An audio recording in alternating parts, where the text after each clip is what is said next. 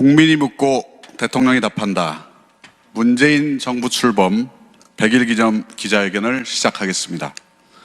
오늘 기자회견은 국민과 소통하고 열린 정부를 지향하려는 정부의 의지가 담겨 있습니다. 늘 국민을 섬기는 마음으로 국민 말씀에 귀 기울이겠습니다. 대한민국 대통령께서 입장하시겠습니다. 박수로 환영해 주시면 감사하겠습니다.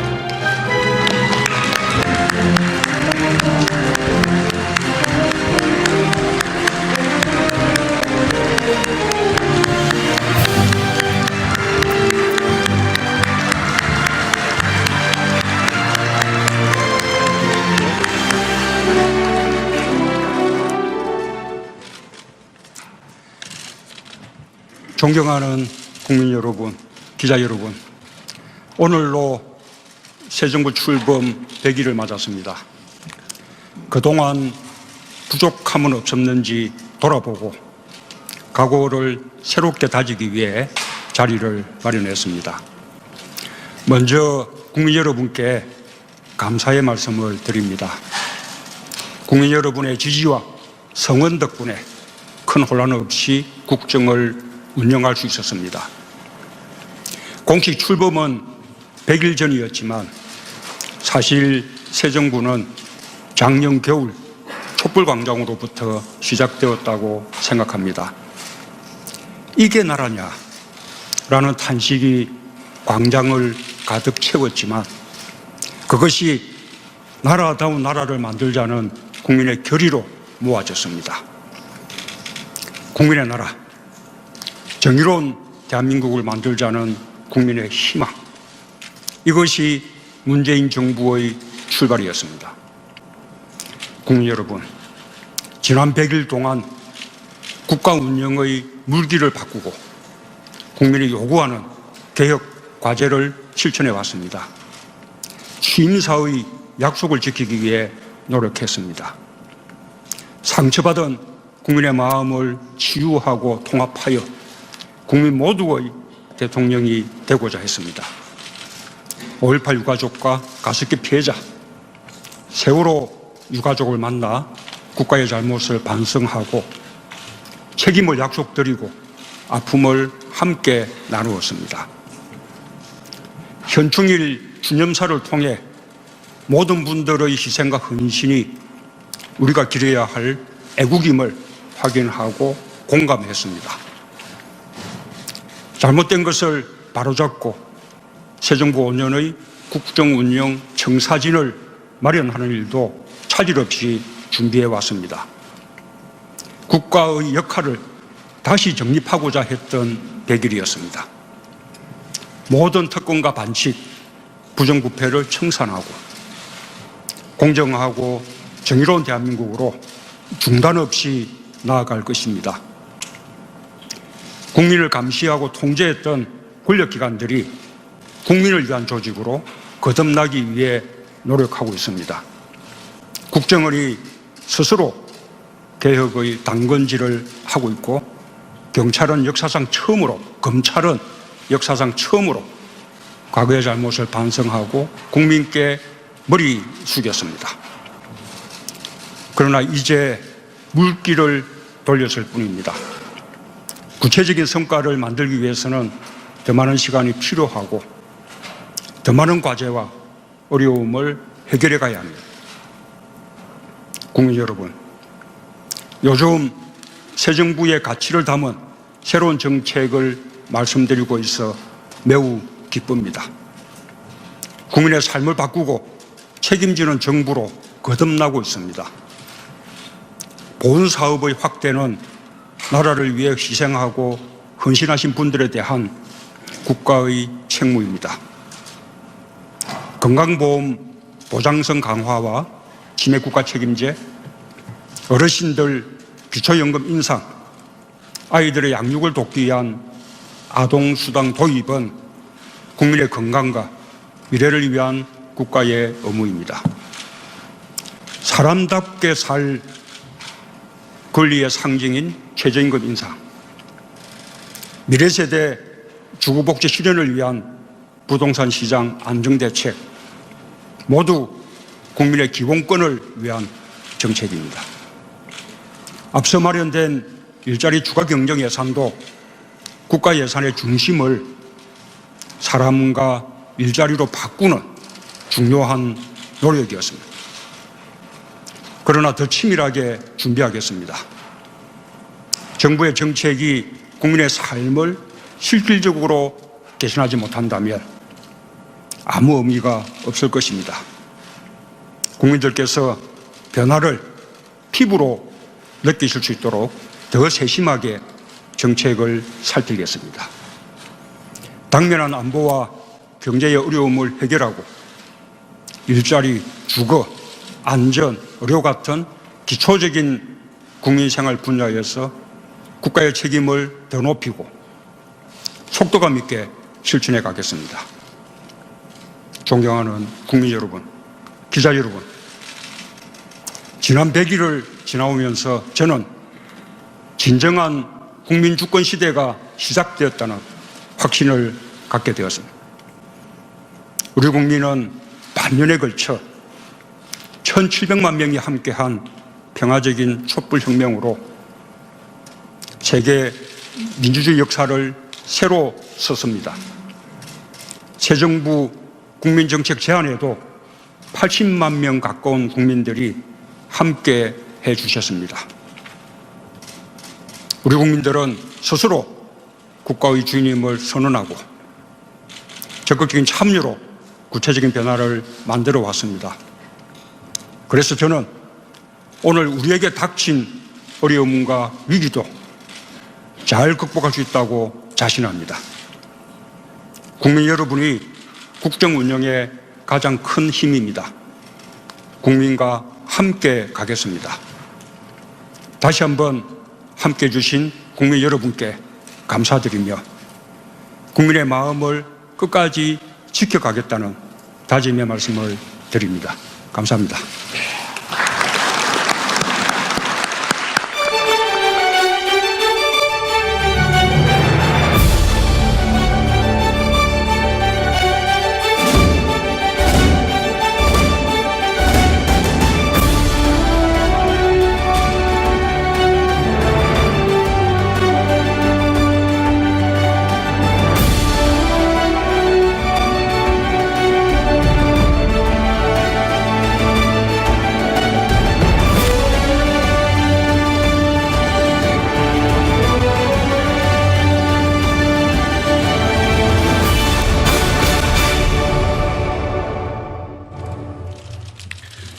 오늘 기자회견은 대통령과 기자가 함께 자유롭게 묻고 자유롭게 답하는 토론 방식으로 진행됩니다. 원활한 진행을 위해 청와대와 기자단 간에 질문 주제와 순서만 조율하고 질의 내용과 답변 방식은 사전에 정해진 약속이 없었음을 알려드립니다. 따라서 대통령은 여러분이 어떤 질문을 할지 전혀 알지 못합니다. 대통령님 긴장되시죠? 질문하실 기자분들은 손을 들고 호명을 받으면 일어서서 소속과 성명을 말씀해 주십시오. 여기 현재 250여 명의 내외신 기자분들이 와 계십니다. 보다 많은 기자분들께 질문 기회를 드리기 위해 가급적 짧게 질의해 주시기를 부탁드립니다. 질의 내용과 순서는 기자단과 협의한 대로 외교안보 분야, 정치 분야, 경제 분야, 사회 분야로 나누어 순서대로 진행하겠습니다. 먼저 외교안보 분야입니다. 질의하실 기자분 손 들어 주십시오. 예, 연합뉴스 노여동 기자 질의해 주십시오. 네, 연합뉴스의 노여동 기자입니다.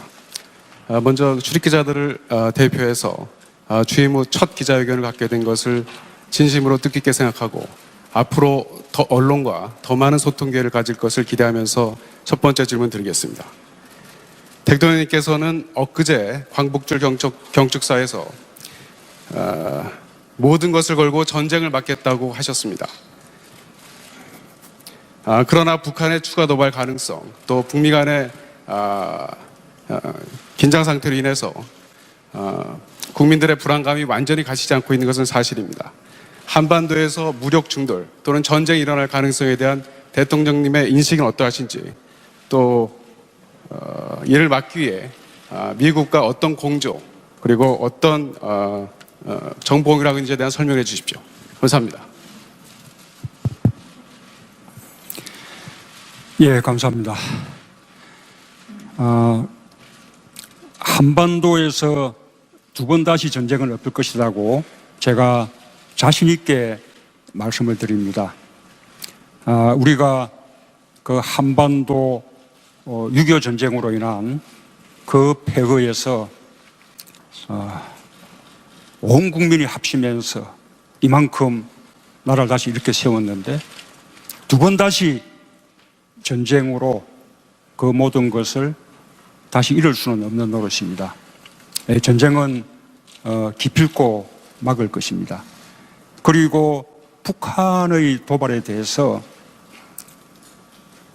강도 높은 제재와 압박을 가하더라도 결국은 평화적으로 해결해야 한다라는 것은 국제적인 합의입니다. 미국과 트럼프 대통령의 입장도 다르지 않습니다. 지난번 유엔 안보리에서 북한의 수출의 3분의 1을 차단하는 유례없는 강력한 경제 제재를 결의했습니다. 그 제재에는 15대 0 안보리 전원의 만장일치로 통과됐고, 중국과 러시아도 동의했습니다. 그리고 중국과 러시아도 그 제재에 동참하고 있습니다. 그것은 달리 말하면 전쟁을 막기 위한 것입니다. 강도 높은 제재를 통해서 북한을 대화의 테이블로 나오도록 강제하기 위한 것입니다. 뿐만 아니라 한반도에서의 군사행동은 우리 대한민국만이 결정할 수 있습니다. 대한민국의 동의 없이 누구도 한반도에서 군사행동을 결정할 수 없습니다. 미국과 트럼프 대통령도 북한에 대해서 어떤 옵션을 사용하든 그 모든 옵션에 대해서 사전에 한국과 충분히 협의하고 동의를 받겠다, 그렇게 약속한 바 있습니다.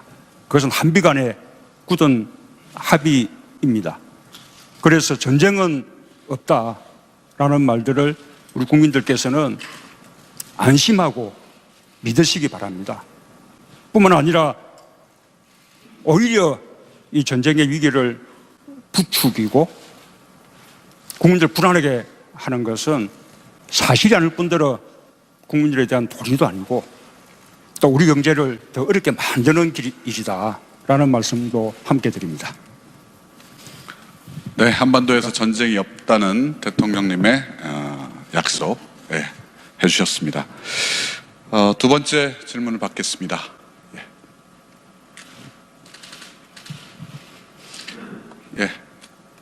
우리 아리랑TV 문건영 기자. 네, 안녕하십니까. 아리랑TV 문건영 기자입니다. 지금 우리 정부는 대북 정책에 있어서 강력한 제재와 또 대화와 포용, 그 투 트랙으로 가고 있는 걸로 보여지는데요. 대통령께서는 지난달 북한 미사일 도발 이후에 레드라인이라는, 즉 대북 정책에 있어서 정책 전환의 그 기준선이라고도 하죠. 에 대해서 언급하셨습니다. 대통령께서 생각하시는 레드라인은 어떤 것인지 알고 싶습니다.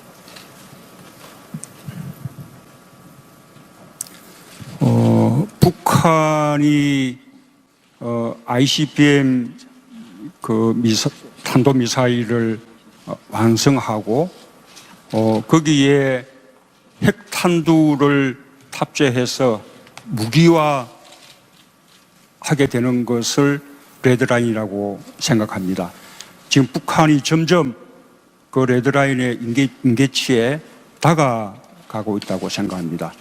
그래서 지금 이 단계에서 북한의 추가적인 도발을 막아야 하는 그 점에 대해서 국제사회가 함께 인식하고 있기 때문에 지난번 유엔 안보리에서 그렇게 사상 유례 없는 강도 높은 경제적 제재 조치에 대해서 만장일치로 합의를 한 것입니다. 만약에 북한이 또다시 도발을 한다면 북한은 더더욱 강도 높은 제재 조치에 직면하게 될 것이고 북한은 결국 견뎌내지 못할 것입니다. 북한에 대해서도 더 이상 위험한 도박을 하지 말 것을 경고하고 싶습니다. 이상입니다. 네. 예, 그럼 세 번째 질문을 받겠습니다. 한겨레 신문 김보엽 기자.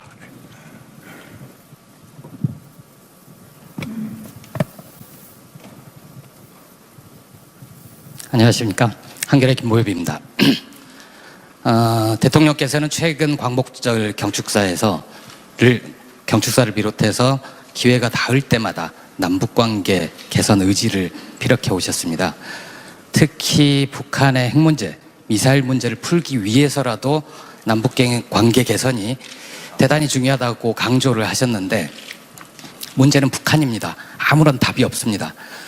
북한 핵 미사일 문제든 혹은 인도주의적 차원 문제든 혹은 우발적 충돌을 막을 수 있는 군사적 회담이든 어떤 회담이나 협상에 대해서도 아무런 응답이 없는 상태거든요.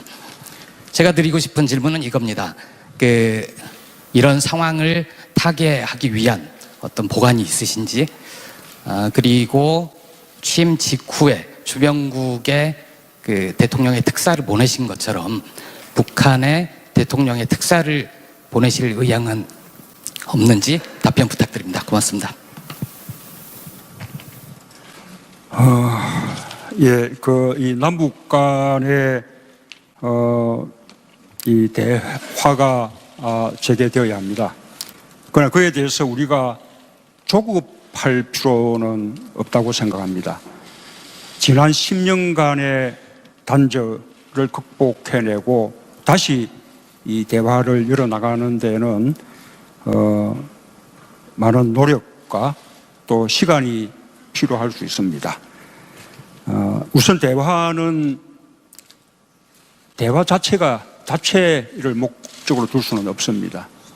대화를 하기 위해서는 대화의 여건이 갖춰져야 하고 또 그 대화가 좋은 결실을 맺으리라는 뭔가 담보가 있어야 할 것입니다. 적어도 북한이 추가적인 도발을 멈춰야만 대화의 분위기가 조성될 수 있다고 생각합니다.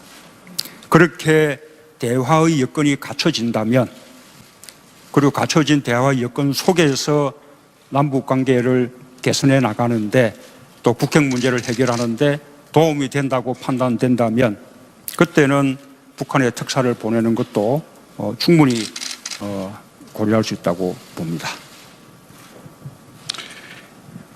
예, 네 번째 질문 받겠습니다. 우리 한반도 문제는 국내 내신 기자들도 관심이 많겠지만 외신 기자분들도 관심이 많을 것 같은데요.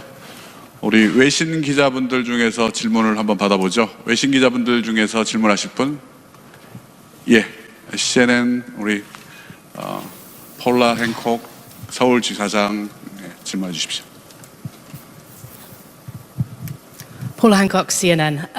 Mr. President, you say that the United States and South Korea are speaking with one voice. You say that you agree on how to deal with North Korea, and also the fact that South Korea has to decide on a military option if that appears to be the case. But at the same time, you have US President Trump talking about the military options being locked and loaded, about fire and fury. Did these kind of comments undermine yours? Does it send a mixed signal to Pyongyang? CNN 서울지국의 폴라 행콕스입니다. 방금 대통령님께서 미국과 한국은 하나의 목소리로 북핵 문제 해결에 있어서의 합의를 이루고 있다라고 동의를 하고 있다라고 말씀을 하셨습니다. 또한 방금 대통령님께서 한반도에 있어서의 어떤 군사 행동도 한국의 결정 없이 동의 없이는 결정할 수 없다라고 말씀하셨습니다. 하지만 한편 트럼프 대통령은 군사 행동에 대한 옵션에 대해서도 언급을 했고 화염과 분노라는 발언도 했습니다. 이러한 상황에서 한국과 이 미국 간에 약간의 다른 보이스가 나오는 것 같은데 이에 대한 대통령님의 의견 답변 부탁드립니다. 미국과 한국의 입장이 근본적으로 다르지 않습니다. 북한에 대한 강도 높은 제재와 압박을 통해서 북한의 추가적인 도발을 멈추게 하고 북한을 핵 포기를 위한 협상의 장으로 이끌어내야 한다라는 점에 대해서는 한국과 미국의 입장이 같습니다. 그리고 그 강도 높은 제재와 압박을 위해서 미국은 유엔 안보리 결의를 통해서도 이 제재를 강구하고 있고 또 한편으로는 독자적인 제재까지 더하고 있습니다. 그에 대해서 미국의 트럼프 대통령은 단호한 결의를 보임으로써 또 북한을 압박하고자 하는 것입니다. 그것이 반드시 군사적 행동을 실행할 그런 의지를 가지고 하는 것이라고 보지 않습니다. 그 점에 대해서는 한미 간에 충분한 소통이 되고 있고 또 합의가 이루어지고 있다라는 말씀을 드리겠습니다. 예, 미국과 한국의 입장이 근본적으로 다르지 않다는 대통령님 말씀이 있었습니다. 그러면 질문의 주제를 우리 외교안보에서 정치 분야로 한번 넘어가 보겠습니다. 정치 분야 관련해서 질문 있으시면 해주십시오. 네, SBS 남승모 기자님. 예, SBS 남승모입니다. 대통령께서는 후보 시절에 이미 통합정부추진위원회라는 걸 구성을 하셨고요. 아마 협치에 방점을 두신 걸로 이해를 하고 있습니다.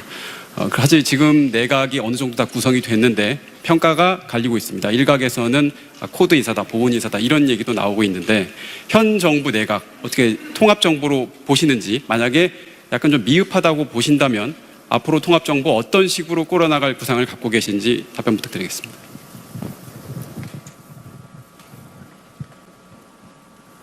우선 지금 현 정부의 인사에 대해서 뭐 역대 정권을 다 통틀어서 가장 어떤 균형 인사, 또 당평 인사, 그리고 통합적인 인사다라고 지금 긍정적인 평가들을 국민들이 내려주고 계신다고 생각합니다. 사실 정부의 입장에서는 또 대통령의 입장에서는 대통령과 국정 철학을 함께하는 그런 분들로 정부를 구성하고자 하는 것이 그것이 너무나 당연한 일이라고 생각합니다. 그러나 저는 지금 이 시대의 과제가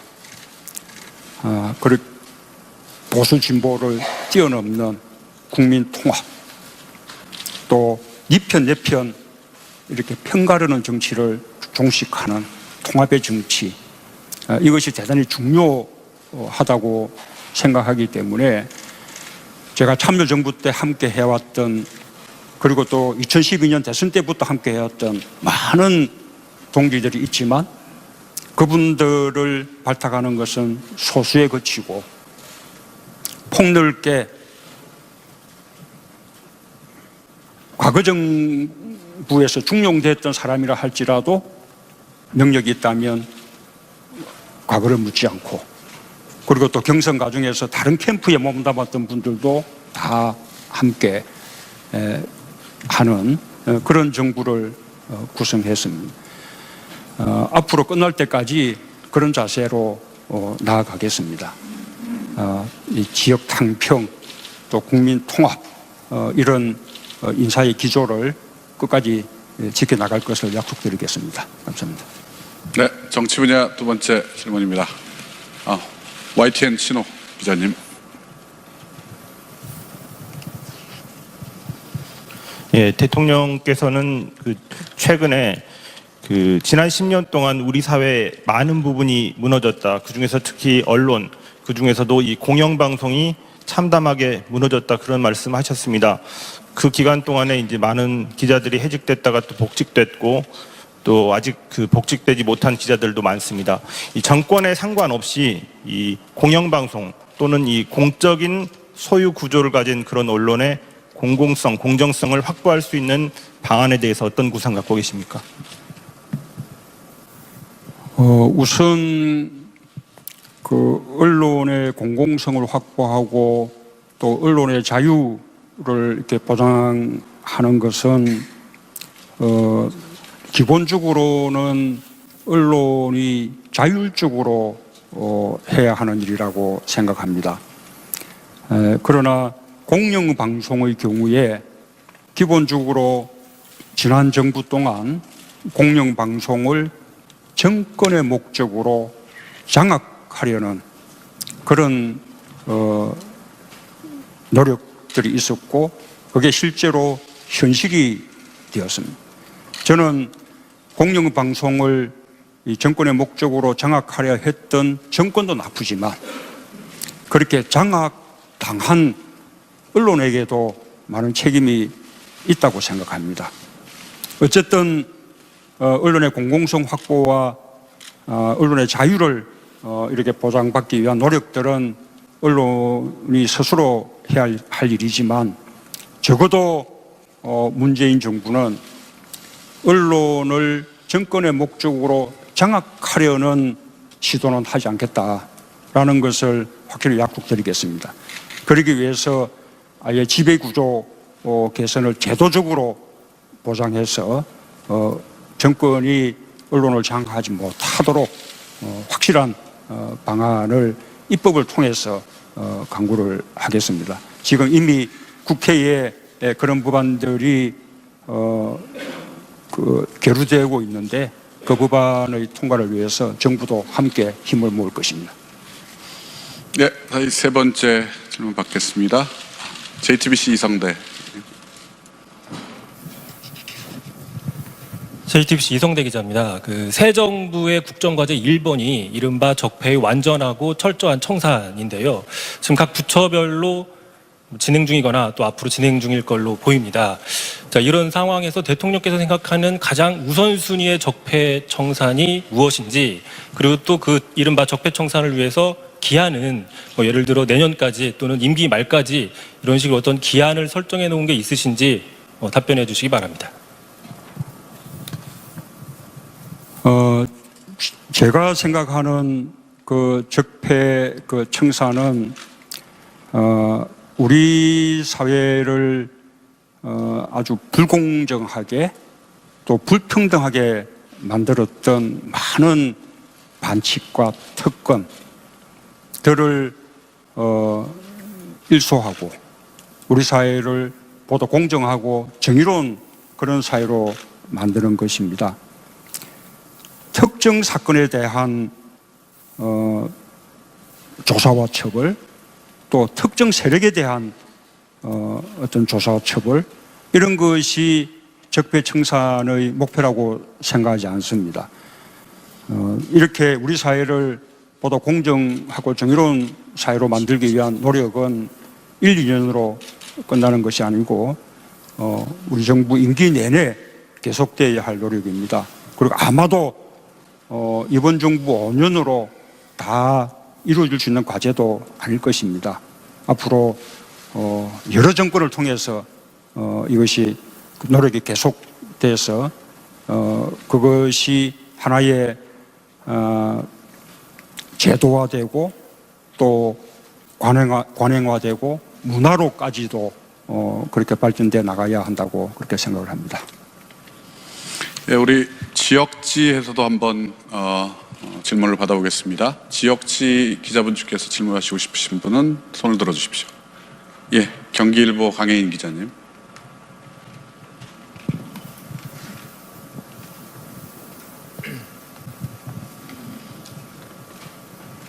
예, 안녕하십니까. 경기일보 강혜인 기자입니다. 대통령께서는 지난번에 공약도 있었지만 내년 지방선거와 관련해서 지방 분권을 포함한 그 개헌을 추진하겠다고 말씀하셨습니다. 근데 내년 지방선거 아직 1년도 남지 않았는데 구체적인 논의나 이런 것이 없습니다. 대통령께서 혹시 로드맵이나 뭐 종합적인 계획을 갖고 있는지 말씀해 주시고요. 실질적으로 지방 분권이 되기 위해서는 자치 재정권이 보장돼야 된다는 말들이 많이 있습니다. 대통령께서 말씀하셨듯이 8대2 그 지방세 국세와 지방세 비율을 7대3에서 6대4까지 추진하겠다고 말씀하셨습니다. 이게 지금 구체적으로 아직 논의가 안 되는 것 같은데 여기에 대한 답변을 좀 주시면 고맙겠습니다. 예, 내년 지방선거 시기에 그 개헌을 하겠다는 그 약속에 변함이 없습니다.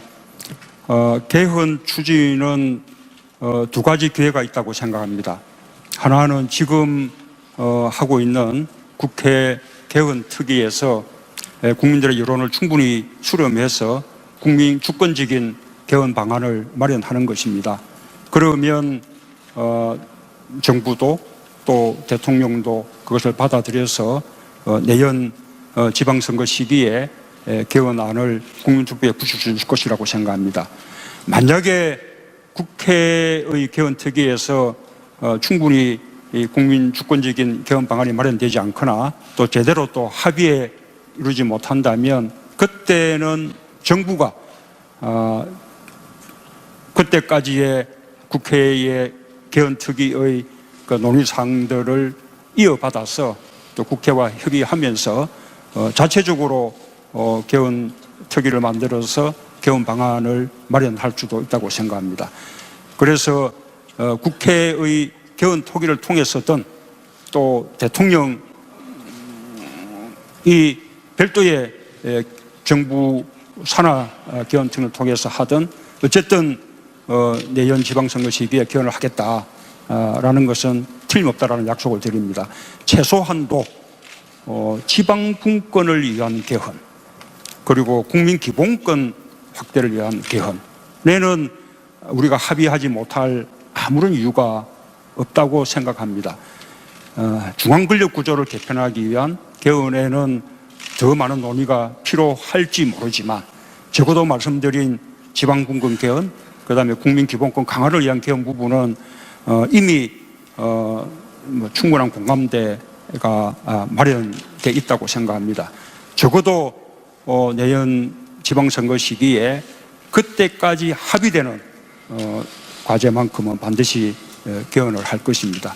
그리고 그 과제 속에서 아까 지방분권의 강화 또 그 속에서 가장 핵심이라고 할 수 있는 재정분권의 강화도 함께 이루어질 것이라고 생각하고 정부는 그 지방분권 개헌이 이루어지기 전에도 현행법 체계 속에서 할 수 있는 지방자치분권의 강화 조치들은 또 정부 스스로 그렇게 노력을 해나가겠다는 말씀을 드립니다. 예, 질문을 세 번째 경제 분야로 한번 가보겠습니다. 경제 분야와 관련돼서 그 질문해 주실 분 손을 들어 주십시오. 예, 머니투데이 김성희 기자님.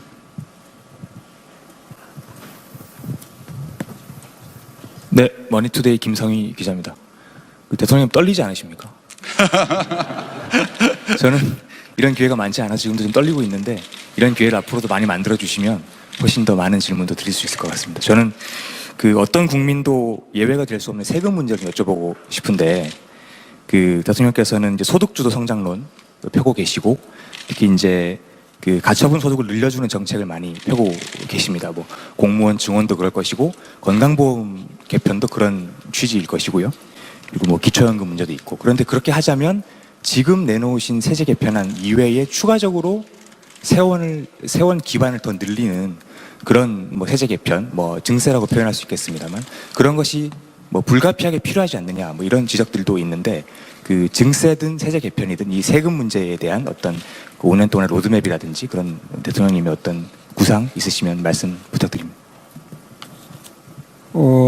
정부는 이미 아주 대기업, 초대기업에 대한 법인세 명목 세율 인상, 그리고 또 초고소득자에 대한 과세 강화 방침을 이미 밝혔습니다.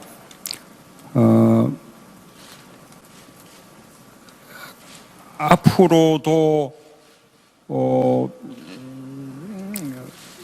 우리 사회의 어떤 조세의 공평성이나 또는 우리 사회의 그 불평등을 해소하기 위한 소득 재분배 기능을 위해서라든지 또는 앞으로 더 복지를 확대하기 위해서 필요한 재원을 마련하기 위한 그런 방안이든 이 추가적인 정세의 어떤 필요성에 대해서 국민들의 공론이 모아진다면 그리고 합의가 이루어진다면 정부도 그것을 검토할 수 있다고 봅니다. 그러나 현재 지금 정부가 발표한 여러 가지 이 복지 정책들에 대해서는 지금까지 정부가 발표한 정세 방안만으로 충분히 재원 감당이 가능하다고 봅니다.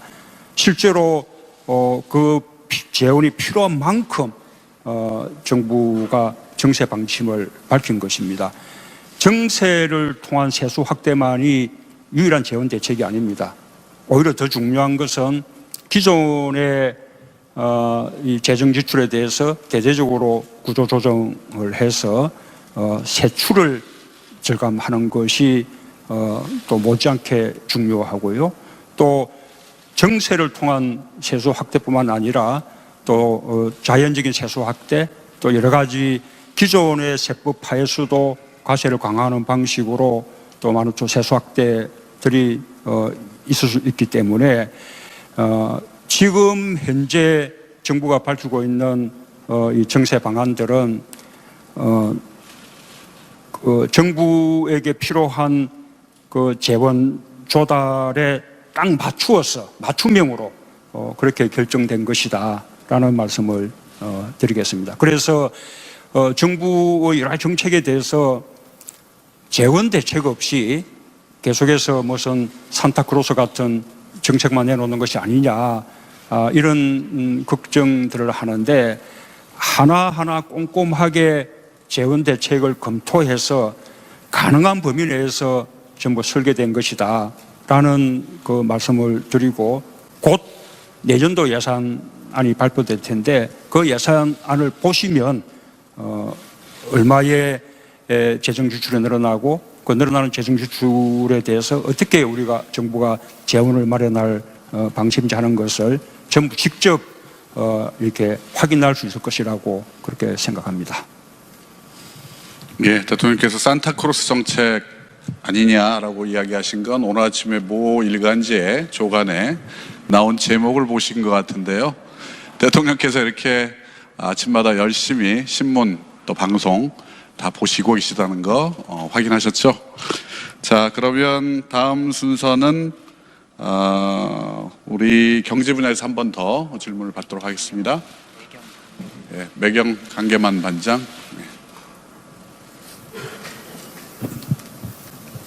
예, 매일경제 강계만 기자입니다. 취임 100일 축하드립니다, 대통령. 아까 말씀하신 거에 같은 맥락에서 좀 더 여쭤보는데요. 기본적으로 퍼주기 복지가 아니냐는 얘기가 많습니다. 거기에 가장 큰 밑바탕에는 시장의 파이를 키우는 성장 전략이 없는 게 아닌가 그런 문제가 있고요. 이거는 아까 앞 질문에 좀 듣고 싶은 문제고요. 제가 드리고 싶은 질문은 결국 부동산입니다. 파리 부동산 대책을 통해서 투기 세력에 대한 경고 메시지 날렸지만 실질적으로 구매하고자 하는 우리 서민들, 국민들은 그림의 떡이 아닌가 생각을 하고 있습니다. 그래서 문재인 정부가 생각하는 부동산 정책 로드맵, 아울러 여기에 포함해서 보유세 인상까지도, 부동산 보유세 인상까지도 검토하시는지 한번 의견 부탁드리겠습니다. 감사합니다.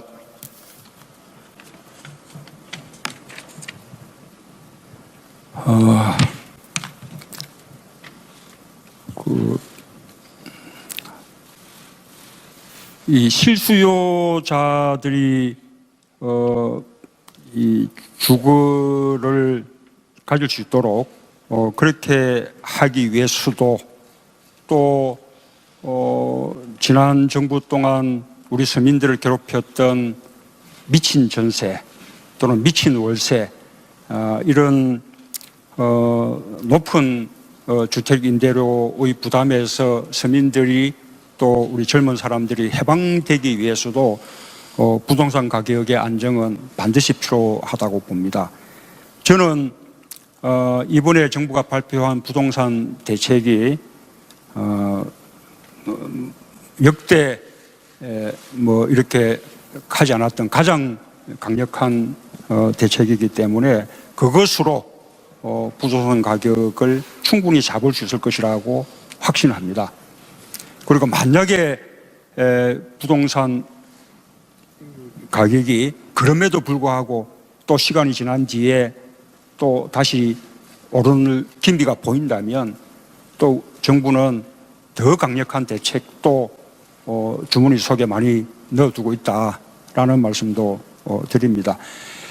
부유세는 아까 말씀드린 대로 공평과세라든지 소득 재분배라든지 또는 더 추가적인 복지 재원의 확보를 위해서 필요하다는 어떤 사회적 합의가 이루어진다면 정부도 검토할 수 있을 것입니다. 그러나 지금 단계에서 부동산 가격 안정화 대책으로 검토하고 있지는 않습니다. 이 부동산 가격은 기왕에 발표된 대책으로 저는 충분히 잡을 수 있을 것이라고 확신하고 그에 대해서 추가되어야 하는 것은 서민들에게 또는 신혼부부에게 그리고 젊은이들에게 이런 실수요자들이 저렴한 임대료로 주택을 구할 수 있고 또는 주택을 매입할 수 있는 그런 주거복지 정책을 충분히 펼치는 것이라고 생각합니다. 그래서 신혼부부용 공공임대주택에 대한 준비, 또 젊은 층들을 위한 공공임대주택 준비에 대해서 지금 많은 정책이 준비되고 있고 곧 아마 그런 정책들이 발표되고 시행될 것이다 라는 말씀을 드리겠습니다. 예, 다시 외신으로 한번 넘어가 보겠습니다. 우리 외신 중에서 질문이 있으신 분, NHK 이케아타 슈에이 기자분.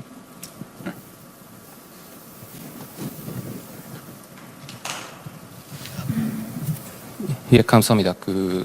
한일 관계에 대해서 좀 하나 여쭤보고 싶은데, 이번에 광복절 연설에서 대통령님께서는 위안부 문제 그리고 강제징용 문제에 대해서는 피해자의 명예 회복 그리고 보상 등 국제사회 원칙을 지킬 것이다라고 말씀하셨는데 앞으로 한국 정부 차원에서는 어떤 행동 생각하시는지 특히 대통령님도 잘 아시는 대로 강제징용 문제는 과거 노무현 정부 때 이 문제는 한일 기본 조약에서 해결된 문제이고 피해자에 대한 보상은 한국 정부가 하는 것이다라고 하는 결론 내린 바 있습니다.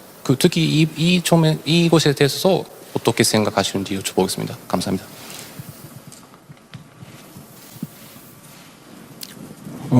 우선 말씀하신 것 가운데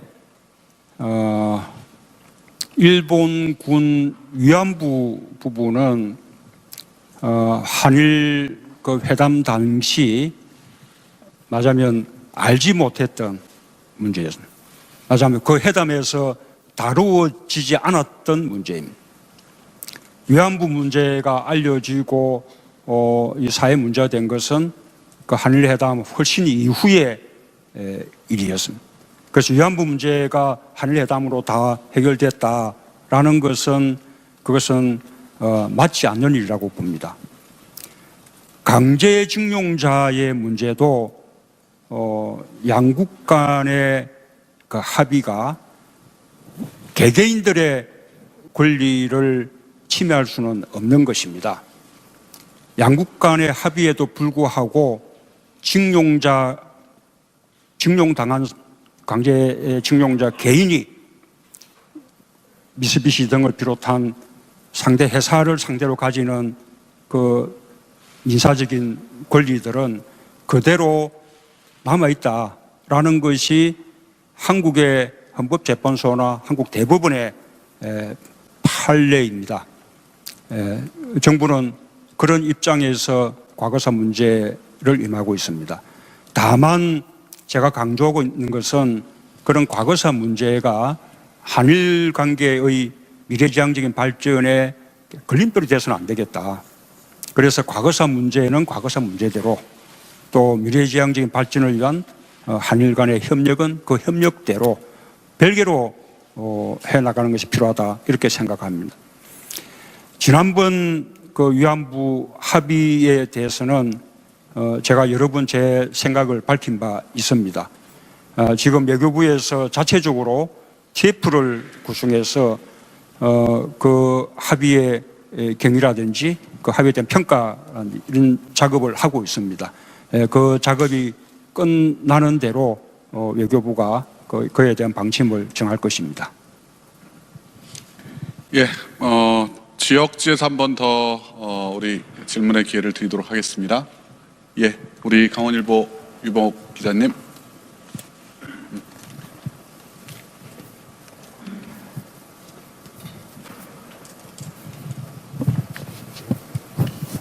네, 강원일보 유병옥 기자입니다.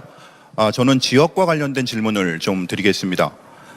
문재인 정부 출범 이후에 이 국정기획자문위원회가 구성이 돼서 지난 대선 기간 동안의 공약들을 정리한 100대 국정과제가 발표가 됐습니다. 그 내용을 보면 지역 공약과 관련돼서는 이 별도의 TF팀을 구성을 해서 이 구체적인 추진 일정을 밝히겠다, 이렇게 돼 있는데요.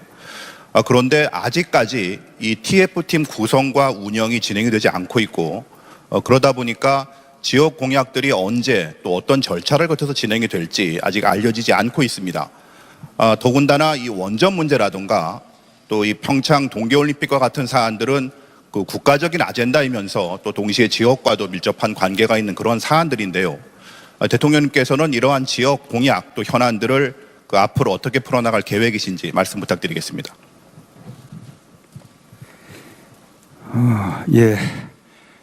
지금 우리 그 정부는 그 인수위 과정 없이 지금 그 신백일을 맞이하고 있는데 너무 급하게 재촉을 하시는 것 같습니다. 일단 국정과제 기획위원회는 그 국정과제 그 100대 과제를 선정했을 뿐이고, 말씀하신 대로 그 지역 그 어떤 공약에 대해서는 지금부터 TF를 구성해서 하나하나 다듬어 가야 할 그런 상황입니다. 특히 강원도의 경우에는 평창 동계올림픽을 성공시켜야 한다는 것과 맞물려 있기 때문에 다른 지역보다 더 우선적인 관심을 기울이고 있습니다. 너무 걱정하지 않으셔도 잘 될 것이라고 그렇게 말씀드립니다. 예, 오늘도 시간이 지금 5분도 채 남지 않았네요. 앞으로 질문을 한 2개 정도만 더 받아야 될 것 같습니다. 그래서 사회 분야로는 이미 아까 지금 방금 질문에서 넘어왔고요. 좀 더 자유롭게 2개 정도의 질문을 받겠습니다. 예, 저기 빨간 스웨터 입으신 우리 기자님, 예, 질문하시죠. 대통령님, 또 여기서 뵙는 게 반갑습니다. 저 MBC 방송국의 김성희 PD입니다. 저희가 이 FTA에 대해서 말을 안 할 수가 없어요. 그러니까 한미 FTA에 대해서 이제 일단 어떠한 얘기가 나왔습니다. 근데 그 한미 FTA는 우리의 어떤 동맹, 한미 동맹의 굉장히 중요한 증표가 되는데, 그런 맥락에 있어서 이 미국의 어떻게 보면 군사적 옵션에 대해서 또 연결을 안 질 수가 없습니다.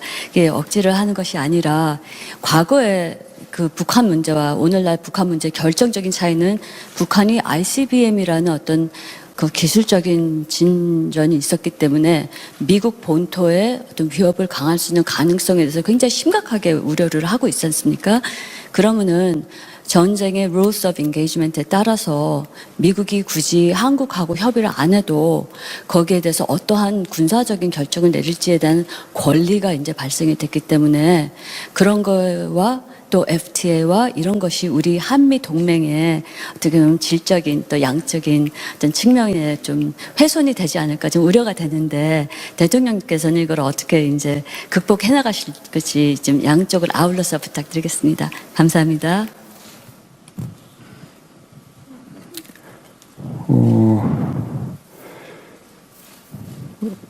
이 북한 핵과 미사일 문제는 기본적으로 가장 중심적인 당사자 또 가장 큰 이해관계자는 바로 우리 대한민국입니다. 그러나 북미 간의 문제이기도 하죠. 그래서 북한이 계속해서 도발적인 행위를 할 경우 또 더 나아가서 북한이 미국에 대해서 공격적인 행위를 할 경우 그에 대해서 미국이 적절한 조치를 할 수는 있을 것이라고 생각합니다. 그러나 한반도 바깥이라면 모르되 적어도 한반도에서의 군사행동만큼은 우리 한국이 결정해야 하고 또 한국의 동의가 필요하다라는 말씀을 드리는 것입니다. 저는 설령 미국이 한반도 바깥에서 뭔가 군사적 행동을 취한다 하더라도 그것이 남북 관계에 그 긴장을 높여주고 그럴 우려가 있을 경우에는 아마 사전에 한국과도 충분히 협의할 것이라고 그렇게 확신합니다. 그것이 한미 동맹의 정신이라고 믿습니다. 미국의 그 FTA 이 개정 그 협상 요구에 대해서는 우리도 그 점을 미리 예상하고 있었기 때문에 이번 정부 조직법 개편에서 통상교섭본부로 격상하고 또 통상교섭본부장을 우리 대내적으로는 차관급, 대외적으로는 장관급으로 격상하는 조치까지 미리 취해 두었습니다. 미국에 대해서 당당하게 협상할 것이라는 말씀을 드립니다. 참고로 말씀드리자면 미국의 상무부 쪽의 조사 결과에 의하더라도 한미 FTA는 한미 양국에게 모두 호혜적인 그런 결과를 낳았다는 사실을 알 수 있습니다.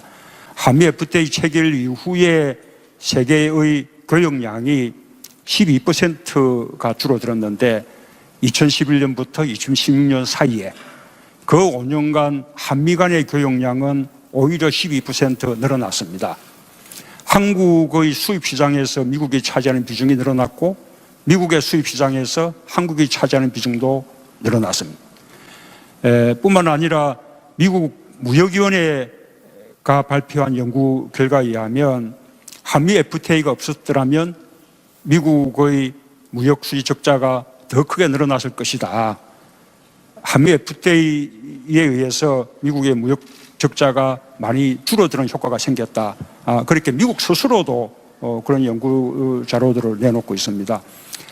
또 우리가 상품 교육에서는 우리가 많은 흑자를 보고 있지만 거꾸로 서비스 교육에서는 우리가 또 많은 또 적자를 보고 있고 대미 투자액도 우리가 훨씬 많습니다. 이런 점들을 충분히 제시하면서 미국과 국익의 균형을 지켜내는 그런 당당한 협상을 할 수 있을 것이라 생각하고 또 기본적으로 그 협상에는 많은 시간이 걸립니다. 그리고 또 그 협상 결과에 대해서 국회의 비준 동의도 거치게 돼 있습니다. 그래서 미국의 그 FTA 개정 협상 요구에 대해서 당장 뭔가 큰일이 나는 듯이 그렇게 반응하는 것은 별로 바람직하지 않은 일이라고 말씀드립니다. 네, 이제 정말 마지막 질문인데요. 우리 인터넷 신문 쪽에도 한번 기회를 주셨으면 좋겠습니다. 우리 오마이뉴스 최지용 기자. 예. 이제 겨우 하게 됐습니다.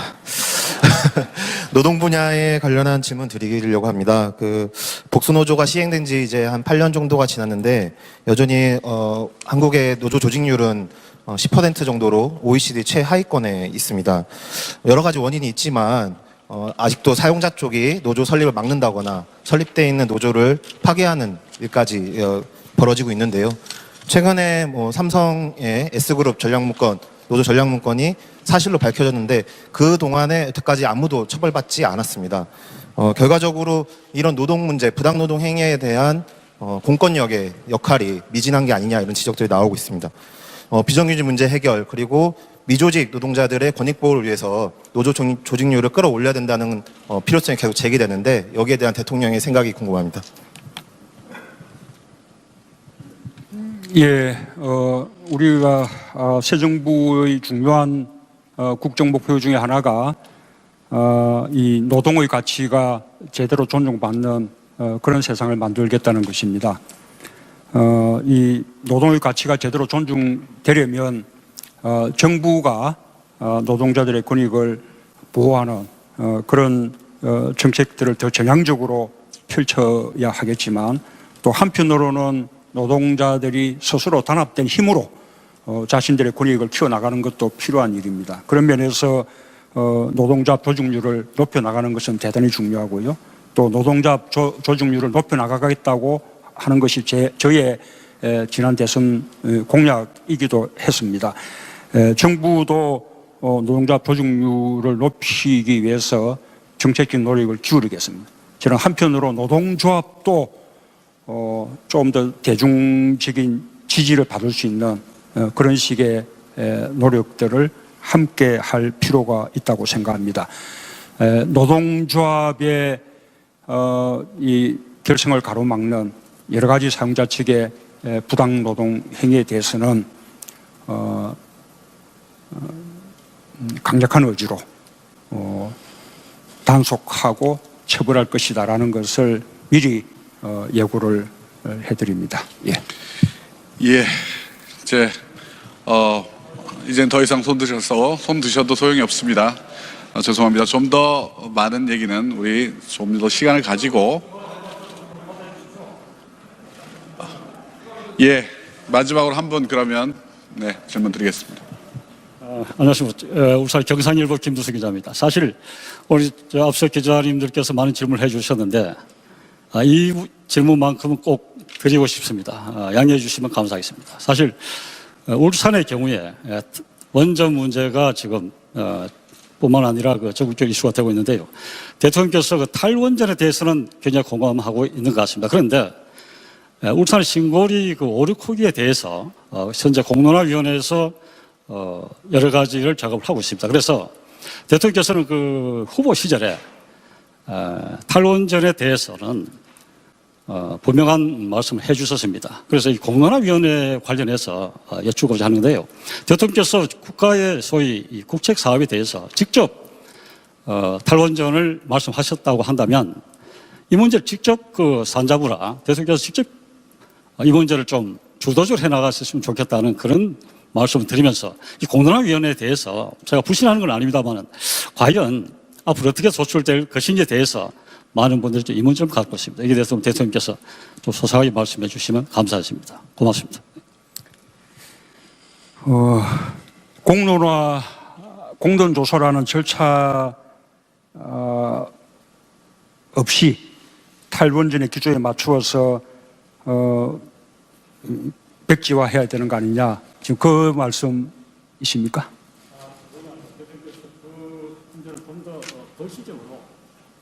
좀 더 검토를 해주셨으면 하는 그런 바람이 있는 것 같습니다.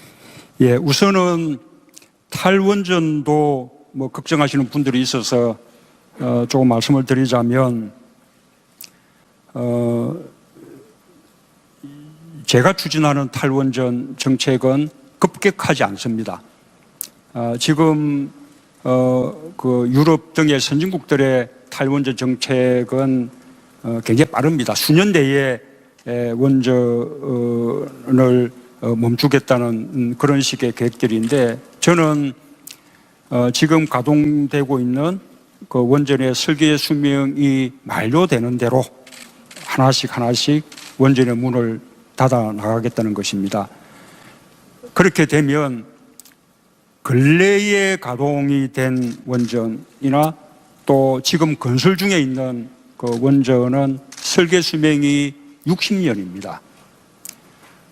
적어도 탈원전에 이르기는 데는 60년 이상의 시간이 걸리는 겁니다. 그 시간 동안 원전이 서서히 하나씩 줄어나가고 또 그에 대해서 LNG라든지 신재생 에너지를 비롯한 대체 에너지원을 마련해 나가는 것은 조금도 어려운 일이 아닙니다. 그리고 그것이 무슨 전기요금의 아주 대폭적인 상승을 불어일으키는 그런 일도 아닙니다. 이렇게 탈원전 계획을 해 나가더라도 지금 현재 이 정부, 우리 정부 기간 동안에 3기의 원전이 추가로 늘어나게 됩니다. 추가로 가동되게 됩니다. 그리고 그에 반해서 줄어드는 원전은 지난번에 가동을 멈춘 고리 1호기와 그다음에 앞으로 또 가동 중단이 가능한 월성 1호기 정도입니다. 2030년에 가더라도 원전이 차지하는 우리 전력 비중이 20%가 넘습니다. 그것만 해도 우리는 세계적으로 원전의 비중이 가장 높은 나라 중에 하나입니다. 그래서 이 탈원전 정책에 대해서는 이게 전혀 염려할 필요가 없을 정도로 아주 점진적으로 그렇게 이루어지는 정책이라는 말씀을 드리고 신고리 5,6호기의 경우에는 당초 저의 공약은 건설을 백지화하는 것이었습니다. 그러나 작년 6월 건설 승인이 이루어지고 난 이후에 꽤 공정률이 이루어져서 거기에 적지 않은 비용이 소요가 이미 되었습니다. 그리고 또 중단될 경우에는 추가적인 매몰 비용도 또 필요하다고 합니다. 그럼 이런 상황에서 당초 제 그 공약대로 백지화를 밀어붙이지 않고 백지화하는 것이 옳을 것이냐, 안 그러면 이미 그만큼 비용이 지출됐기 때문에 신고리 5,6회 공사를 계속해야 될 것인가, 이 부분을 공론조사를 통해서 결정을 하겠다는 것입니다. 말하자면 공론조사를 통한 사회적 합의 결과에 따르겠다는 것인데 저는 아주 적절한 과정이라고 생각합니다. 그리고 이 공론조사 그 과정을 통해서 우리가 합리적인 결정을 얻어낼 수 있다면 앞으로 유사한 많은 갈등 사안에 대해서도 이 갈등을 해결해 나가는 하나의 중요한 모델로 그렇게 삼아 나갈 수 있지 않을까, 그렇게 생각합니다. 예, 아쉽지만 이제 오늘 행사를 마쳐야 될 때가 됐습니다. 함께해 주신 기자 여러분, 그리고 방송을 통해 시청해 주신 국민 여러분께도 깊은 감사의 말씀 드립니다. 앞으로도 문재인 정부는 더욱 열린 마음으로 언론과 국민과 소통할 것을 약속드립니다. 이것으로 오늘 모든 순서를 마치겠습니다. 대통령께서 퇴장하시겠습니다.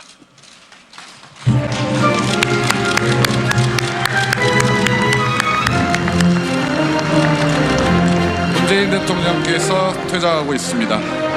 기자 여러분, 앞으로 남은 임기 동안 대한민국을 더욱 잘 이끌어달라는 뜻으로 격려와 응원의 박수를 부탁드립니다.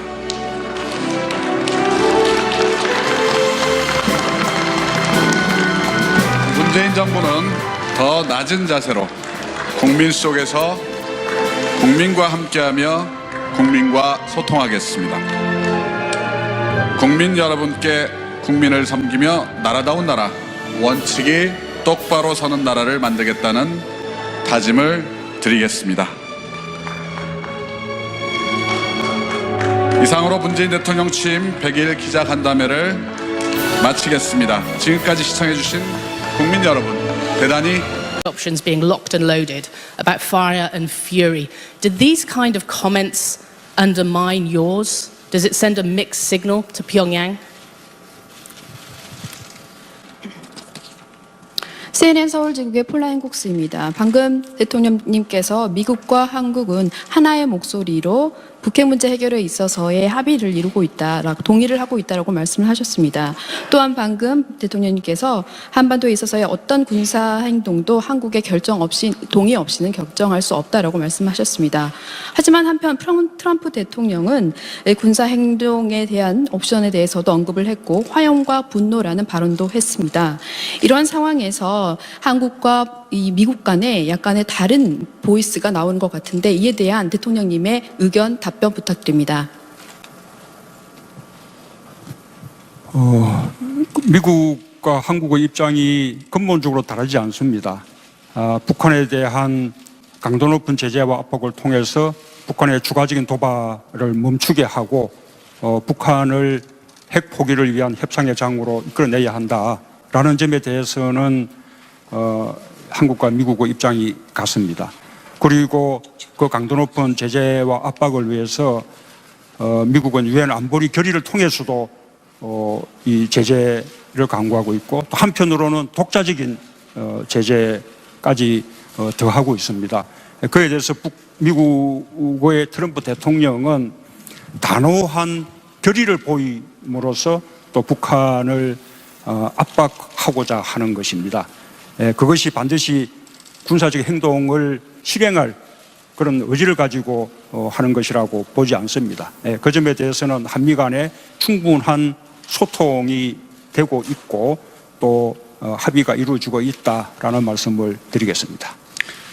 예, 미국과 한국의 입장이 근본적으로 다르지 않다는 대통령님 말씀이 있었습니다.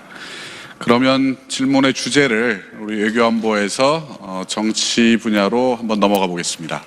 정치 분야 관련해서 질문 있으시면 해주십시오. 네, SBS 남승모 기자님. 예, SBS 남승모입니다. 대통령께서는 후보 시절에 이미 통합정부추진위원회라는 걸 구성을 하셨고요. 아마 협치의 방점을 두신 걸로 이해를 하고 있습니다. 하지만 지금 내각이 어느 정도 다 구성이 됐는데 평가가 갈리고 있습니다. 일각에서는 코드 인사다, 보훈 인사다 이런 얘기도 나오고 있는데 현 정부 내각 어떻게 통합정부로 보시는지 만약에 약간 좀 미흡하다고 보신다면 앞으로 통합정부 어떤 식으로 꾸려나갈 구상을 갖고 계신지 답변 부탁드리겠습니다.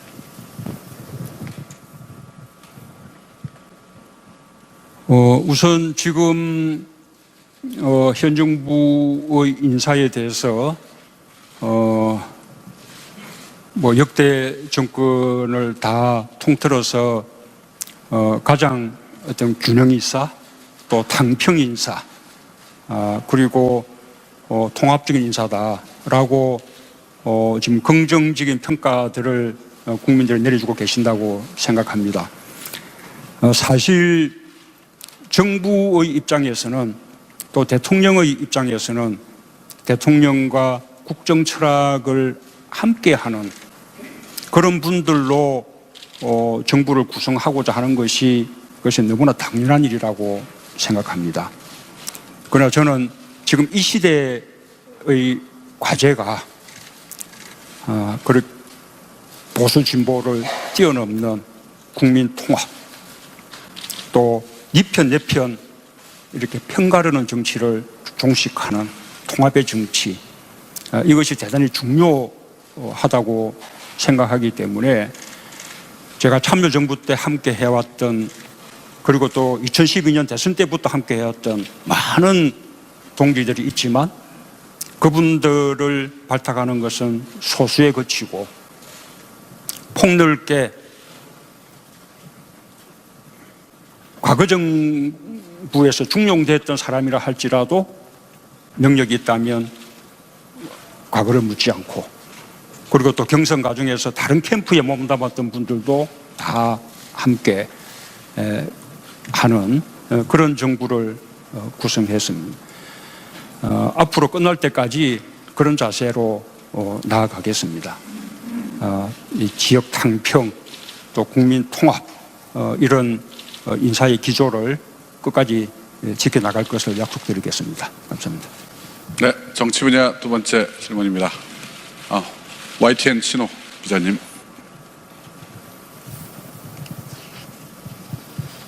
예, 대통령께서는 최근에 지난 10년 동안 우리 사회 많은 부분이 무너졌다. 그 중에서 특히 언론, 그 중에서도 이 공영방송이 참담하게 무너졌다. 그런 말씀하셨습니다.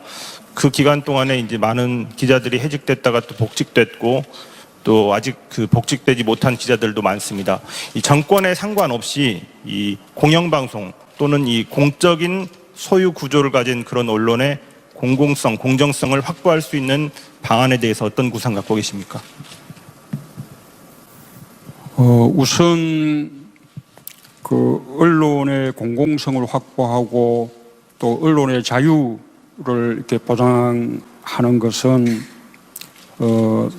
기본적으로는 언론이 자율적으로 해야 하는 일이라고 생각합니다. 그러나 공영방송의 경우에 기본적으로 지난 정부 동안 공영방송을 정권의 목적으로 장악하려는 그런 노력들이 있었고 그게 실제로 현실이 되었습니다. 저는 공영방송을 이 정권의 목적으로 장악하려 했던 정권도 나쁘지만 그렇게 장악당한 언론에게도 많은 책임이 있다고 생각합니다. 어쨌든 언론의 공공성 확보와 언론의 자유를 이렇게 보장받기 위한 노력들은 언론이 스스로 해야 할 일이지만 적어도 문재인 정부는 언론을 정권의 목적으로 장악하려는 시도는 하지 않겠다라는 것을 확실히 약속드리겠습니다. 그러기 위해서 아예 지배구조 개선을 제도적으로 보장해서 정권이 언론을 장악하지 못하도록 확실한 방안을 입법을 통해서 강구를 하겠습니다. 지금 이미 국회에 그런 법안들이 계류되고 있는데 그 법안의 통과를 위해서 정부도 함께 힘을 모을 것입니다. 네, 다시 세 번째 질문 받겠습니다. JTBC 이성대. JTBC 이성대 기자입니다. 새 정부의 국정과제 1번이 이른바 적폐의 완전하고 철저한 청산인데요. 지금 각 부처별로 진행 중이거나 또 앞으로 진행 중일 걸로 보입니다. 자, 이런 상황에서 대통령께서 생각하는 가장 우선순위의 적폐 청산이 무엇인지, 그리고 또 그 이른바 적폐 청산을 위해서 기한은 예를 들어 내년까지 또는 임기 말까지 이런 식으로 어떤 기한을 설정해 놓은 게 있으신지 답변해 주시기 바랍니다. 제가 생각하는 적폐 청산은 우리 사회를 아주 불공정하게 또 불평등하게 만들었던 많은 반칙과 특권들을 일소하고 우리 사회를 보다 공정하고 정의로운 그런 사회로 만드는 것입니다. 특정 사건에 대한 조사와 처벌, 또 특정 세력에 대한 어떤 조사와 처벌, 이런 것이 적폐 청산의 목표라고 생각하지 않습니다. 이렇게 우리 사회를 보다 공정하고 정의로운 사회로 만들기 위한 노력은 1, 2년으로 끝나는 것이 아니고 우리 정부 임기 내내 계속되어야 할 노력입니다. 그리고 아마도 이번 정부 5년으로 다 이루어질 수 있는 과제도 아닐 것입니다. 앞으로 여러 정권을 통해서 이것이 노력이 계속돼서 그것이 하나의 제도화되고 또 관행화되고 문화로까지도 그렇게 발전돼 나가야 한다고 그렇게 생각을 합니다. 네, 우리 지역지에서도 한번 질문을 받아보겠습니다. 지역지 기자분께서 질문하시고 싶으신 분은 손을 들어주십시오. 예, 경기일보 강혜인 기자님.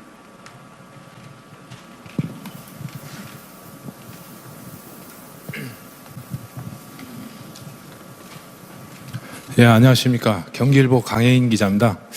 대통령께서는 지난번에 공약도 있었지만 내년 지방선거와 관련해서 지방 분권을 포함한 그 개헌을 추진하겠다고 말씀하셨습니다. 근데 내년 지방선거 아직 1년도 남지 않았는데 구체적인 논의나 이런 것이 없습니다. 대통령께서 혹시 로드맵이나 뭐 종합적인 계획을 갖고 있는지 말씀해 주시고요. 실질적으로 지방 분권이 되기 위해서는 자치 재정권이 보장돼야 된다는 말들이 많이 있습니다. 대통령께서 말씀하셨듯이 8대2 평가세라든지 소득 재분배라든지 또는 더 추가적인 복지 재원의 확보를 위해서 필요하다는 어떤 사회적 합의가 이루어진다면 정부도 검토할 수 있을 것입니다. 그러나 지금 단계에서 부동산 가격 안정화 이 대책으로 검토하고 있지는 않습니다.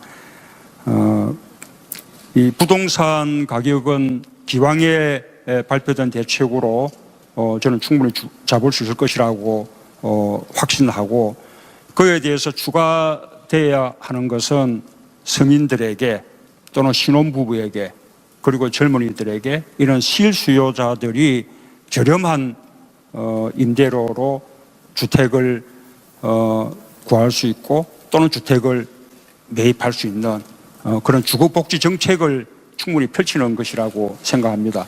그래서 신혼부부용 공공임대주택에 대한 준비, 또 젊은 층들을 위한 공공임대주택 준비에 대해서 지금 많은 정책이 준비되고 있고 곧 아마 그런 정책들이 발표되고 시행될 것이다 라는 말씀을 드리겠습니다. 예, 다시 외신으로 한번 넘어가 보겠습니다. 우리 외신 중에서 질문이 있으신 분, NHK 이케아타 슈에이 기자분.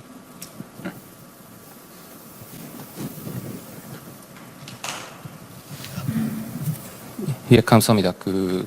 한일 관계에 대해서 좀 하나 여쭤보고 싶은데, 이번에 광복절 연설에서 대통령님께서는 위안부 문제 그리고 강제징용 문제에 대해서는 피해자의 명예 회복 그리고 보상 등 국제사회 원칙을 지킬 것이다라고 말씀하셨는데 앞으로 한국 정부 차원에서는 어떤 행동 생각하시는지 특히 대통령님도 잘 아시는 대로 강제징용 문제는 과거 노무현 정부 때 이 문제는 한일 기본 조약에서 해결된 문제이고 피해자에 대한 보상은 한국 정부가 하는 것이다라고 하는 결론 내린 바 있습니다.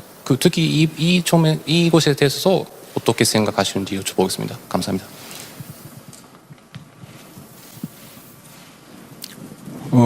우선 말씀하신 것 가운데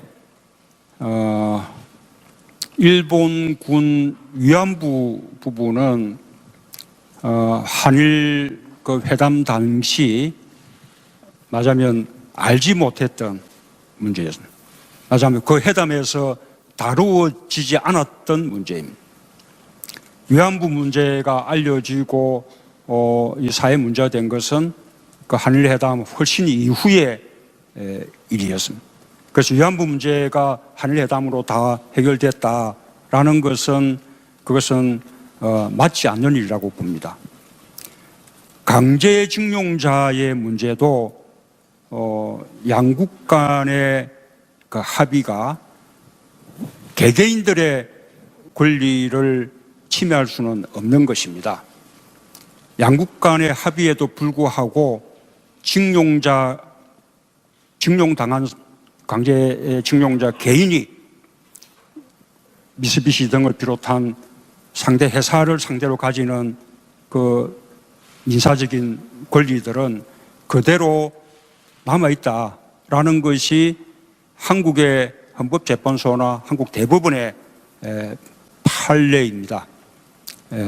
정부는 그런 입장에서 과거사 문제를 임하고 있습니다. 다만 제가 강조하고 있는 것은 그런 과거사 문제가 한일 관계의 미래지향적인 발전에 걸림돌이 돼서는 안 되겠다. 그래서 과거사 문제는 과거사 문제대로 또 미래지향적인 발전을 위한 한일 간의 협력은 그 협력대로 별개로 해나가는 것이 필요하다 이렇게 생각합니다. 지난번 위안부 합의에 대해서는 제가 여러 번 제 생각을 밝힌 바 있습니다. 지금 외교부에서 자체적으로 TF를 구성해서 그 합의의 경위라든지 그 합의에 대한 평가 이런 작업을 하고 있습니다. 그 작업이 끝나는 대로 외교부가 그에 대한 방침을 정할 것입니다. 예, 지역지에서 한 번 더 우리 질문의 기회를 드리도록 하겠습니다. 예, 우리 강원일보 유병옥 기자님.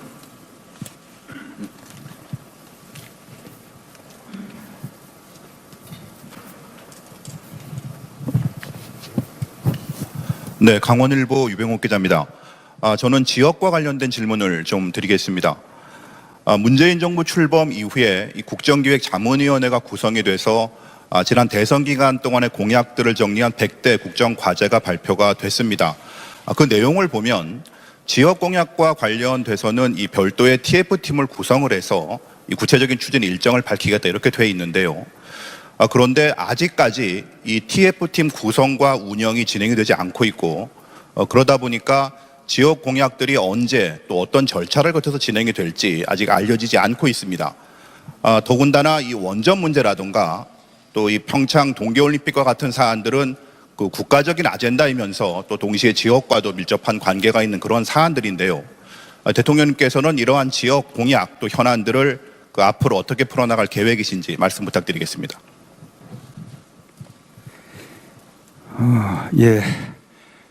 지금 우리 그 정부는 그 인수위 과정 없이 지금 그 신백일을 맞이하고 있는데 너무 급하게 재촉을 하시는 것 같습니다.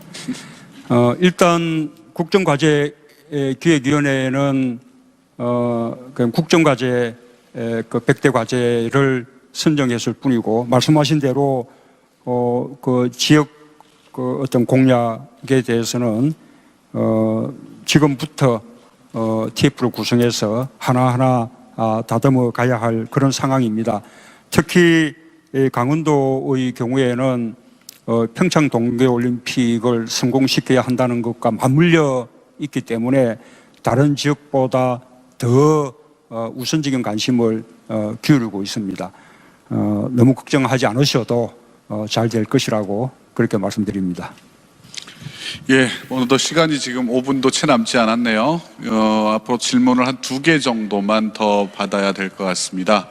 그래서 사회 분야로는 이미 아까 지금 방금 질문에서 넘어왔고요.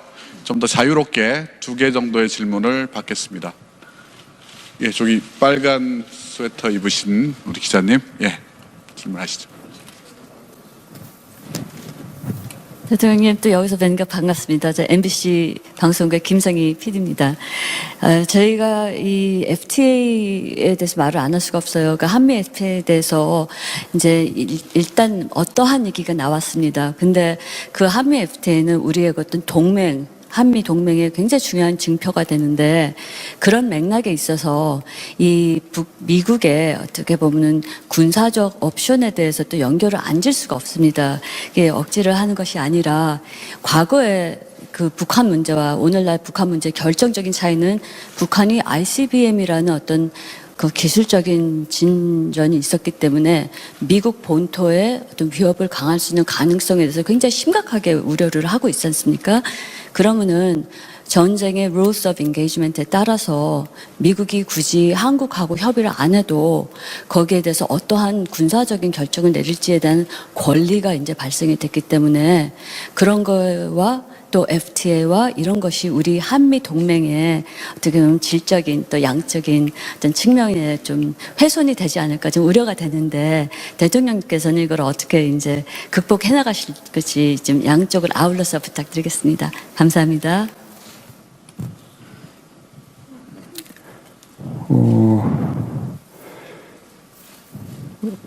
이 북한 핵과 미사일 문제는 기본적으로 가장 중심적인 당사자 또 가장 큰 이해관계자는 바로 우리 대한민국입니다. 그러나 북미 간의 문제이기도 하죠. 그래서 북한이 계속해서 도발적인 행위를 할 경우 또 더 나아가서 북한이 미국에 대해서 공격적인 행위를 할 경우 그에 대해서 미국이 적절한 조치를 할 수는 있을 것이라고 생각합니다. 그러나 한반도 바깥이라면 모르되 적어도 한반도에서의 군사행동만큼은 우리 한국이 결정해야 하고 또 한국의 동의가 필요하다라는 말씀을 드리는 것입니다. 저는 설령 미국이 한반도 바깥에서 뭔가 군사적 행동을 취한다 하더라도 그것이 남북 관계에 그 긴장을 높여주고 그럴 우려가 있을 경우에는 아마 사전에 한국과도 충분히 협의할 것이라고 그렇게 확신합니다. 그것이 한미 동맹의 정신이라고 믿습니다. 미국의 그 FTA 이 개정 그 협상 요구에 대해서는 우리도 그 점을 미리 예상들은 손을 들고 호명을 받으면 일어서서 소속과 성명을 말씀해 주십시오.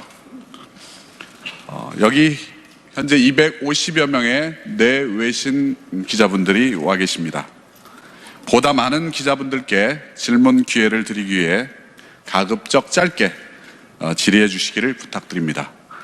질의 내용과 순서는 기자단과 협의한 대로 외교안보 분야, 정치 분야, 경제 분야, 사회 분야로 나누어 순서대로 진행하겠습니다.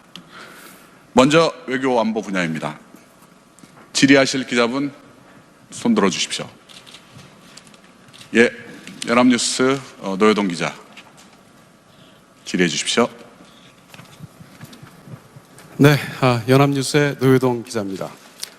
먼저 출입기자들을 대표해서 취임 후 첫 기자회견을 갖게 된 것을 진심으로 뜻깊게 생각하고 앞으로 더 언론과 더 많은 소통 기회를 가질 것을 기대하면서 첫 번째 질문 드리겠습니다. 대통령님께서는 엊그제 광복절 경축사에서 모든 것을 걸고 전쟁을 막겠다고 하셨습니다. 그러나 북한의 추가 도발 가능성, 또 북미 간의 긴장 상태로 인해서 국민들의 불안감이 완전히 가시지 않고 있는 것은 사실입니다. 한반도에서 무력 충돌 또는 전쟁이 일어날 가능성에 대한 대통령님의 인식은 어떠하신지, 또 이를 막기 위해 미국과 어떤 공조 그리고 어떤 정보 공유라는지에 대한 설명해 주십시오. 감사합니다. 예, 감사합니다. 한반도에서 두 번 다시 전쟁은 없을 것이라고 제가 자신 있게 말씀을 드립니다. 우리가 그 한반도 6.25 전쟁으로 인한 그 폐허에서 온 국민이 합치면서 이만큼 나라를 다시 이렇게 세웠는데 두 번 다시 전쟁으로 그 모든 것을 다시 이룰 수는 없는 노릇입니다. 전쟁은 기필코 막을 것입니다. 그리고 북한의 도발에 대해서 강도 높은 제재와 압박을 가하더라도 결국은 평화적으로 해결해야 한다라는 것은 국제적인 합의입니다. 미국과 트럼프 대통령의 입장도 다르지 않습니다. 지난번 유엔 안보리에서 북한의 수출의 3분의 1을 차단하는 유례없는 강력한 경제 제재를 결의했습니다. 그 제재에는 15대 0 안보리 전원의 만장일치로 통과됐고 중국과 러시아도 동의했습니다. 그리고 중국과 러시아도 그 제재에 동참하고 있습니다. 그것은 달리 말하면 전쟁을 막기 위한 것입니다. 강도 높은 제재를 통해서 북한을 대화의 테이블로 나오도록 강제하기 위한 것입니다. 뿐만 아니라 한반도에서의 군사행동은 우리 대한민국만이 결정할 수 있습니다. 대한민국의 동의 없이 누구도 한반도에서 군사 행동을 결정할 수 없습니다. 미국과 트럼프 대통령도 북한에 대해서 어떤 옵션을 사용하든 그 모든 옵션에 대해서 사전에 한국과 충분히 협의하고 동의를 받겠다. 그렇게 약속한 바 있습니다. 그것은 한미 간의 굳은 합의입니다. 그래서 전쟁은 없다라는 말들을 우리 국민들께서는 안심하고 믿으시기 바랍니다. 뿐만 아니라 오히려 이 전쟁의 위기를 부추기고 국민들 불안하게 하는 것은 사실이 아닐 뿐더러 국민들에 대한 도리도 아니고 또 우리 경제를 더 어렵게 만드는 일이다라는 말씀도 함께 드립니다. 네, 한반도에서 전쟁이 없다는 대통령님의 약속 해주셨습니다. 두 번째 질문을 받겠습니다.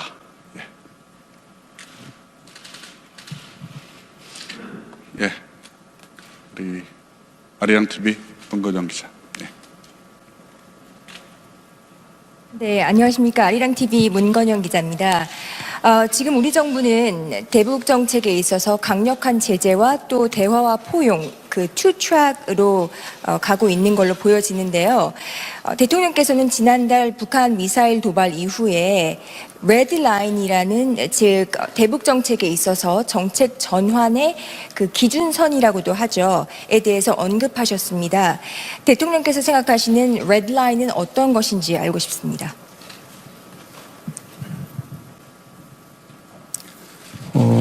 북한이 ICBM 그 탄도미사일을 완성하고 거기에 핵탄두를 탑재해서 무기화하게 되는 것을 레드라인이라고 생각합니다.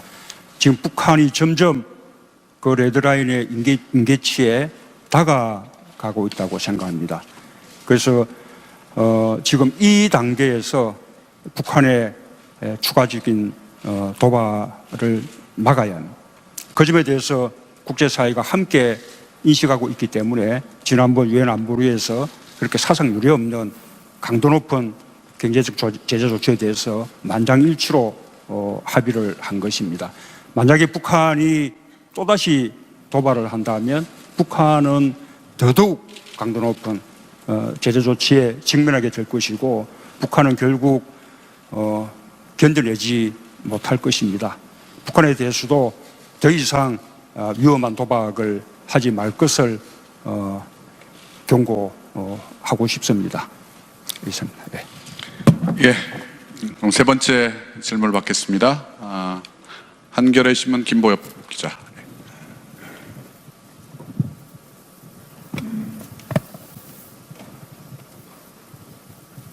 안녕하십니까. 한겨레 김보엽입니다. 대통령께서는 최근 광복절 경축사를 비롯해서 기회가 닿을 때마다 남북관계 개선 의지를 피력해 오셨습니다. 특히 북한의 핵 문제, 미사일 문제를 풀기 위해서라도 남북관계 개선이 대단히 중요하다고 강조를 하셨는데 문제는 북한입니다. 아무런 답이 없습니다. 북한 핵 미사일 문제든 혹은 인도주의적 차원 문제든 혹은 우발적 충돌을 막을 수 있는 군사적 회담이든 어떤 회담이나 협상에 대해서도 아무런 응답이 없는 상태거든요. 제가 드리고 싶은 질문은 이겁니다. 이런 상황을 타개하기 위한 어떤 보관이 있으신지, 그리고 취임 직후에 주변국에 대통령의 특사를 보내신 것처럼 북한에 대통령의 특사를 보내실 의향은 없는지 답변 부탁드립니다. 고맙습니다. 이 남북 간의 이 대화가 재개되어야 합니다. 그러나 그에 대해서 우리가 조급할 필요는 없다고 생각합니다. 지난 10년간의 단절을 극복해내고 다시 이 대화를 열어나가는 데는 많은 노력과 또 시간이 필요할 수 있습니다. 우선 대화 자체를 목적으로 둘 수는 없습니다. 대화를 하기 위해서는 대화의 여건이 갖춰져야 하고 또 그 대화가 좋은 결실을 맺으리라는 뭔가 담보가 있어야 할 것입니다. 적어도 북한이 추가적인 도발을 멈춰야만 대화의 분위기가 조성될 수 있다고 생각합니다. 그렇게 대화의 여건이 갖춰진다면, 그리고 갖춰진 대화의 여건 속에서 남북 관계를 개선해 나가는데 또 북핵 문제를 해결하는데 도움이 된다고 판단된다면 그때는 북한에 특사를 보내는 것도 충분히 고려할 수 있다고 봅니다. 예, 네 번째 질문 받겠습니다. 우리 한반도 문제는 국내 내신 기자들도 관심이 많겠지만 외신 기자분들도 관심이 많을 것 같은데요. 우리 외신 기자분들 중에서 질문을 한번 받아보죠. 외신 기자분들 중에서 질문하실 분? 예, CNN 우리 폴라 행콕 서울지사장 질문해 주십시오. Paula Hancock, CNN. Mr. President, you say that the United States and South Korea are speaking with one voice. You say that you agree on how to deal with North Korea, and also the fact that South Korea has to decide on a military option if that appears to be the case. But at the same time, you have US President Trump talking about the military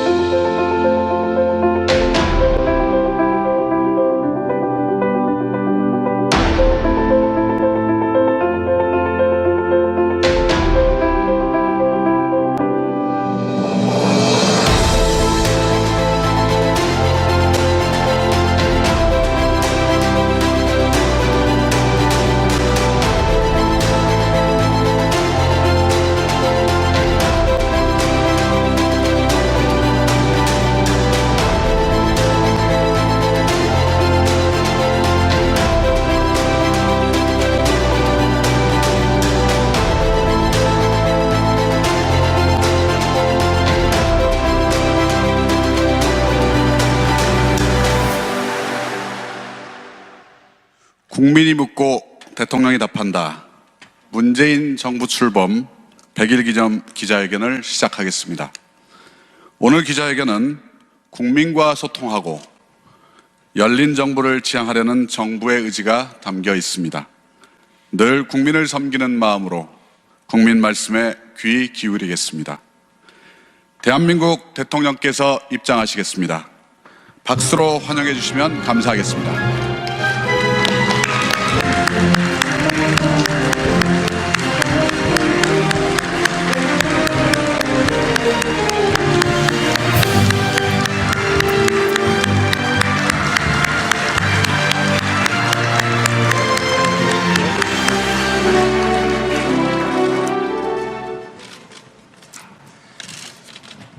존경하는 국민 여러분, 기자 여러분, 오늘로 새 정부 출범 100일을 맞았습니다. 그동안 부족함은 없었는지 돌아보고 각오를 새롭게 다지기 위해 자리를 마련했습니다. 먼저 국민 여러분께 감사의 말씀을 드립니다.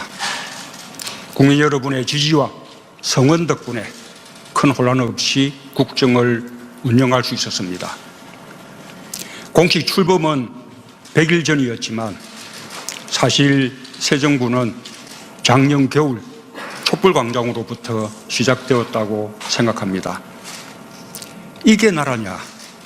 라는 탄식이 광장을 가득 채웠지만 그것이 나라다운 나라를 만들자는 국민의 결의로 모아졌습니다. 국민의 나라, 정의로운 대한민국을 만들자는 국민의 희망, 이것이 문재인 정부의 출발이었습니다. 국민 여러분, 지난 100일 동안 국가 운영의 물기를 바꾸고 국민이 요구하는 개혁 과제를 실천해 왔습니다. 취임사의 약속을 지키기 위해 노력했습니다. 상처받은 국민의 마음을 치유하고 통합하여 국민 모두의 대통령이 되고자 했습니다.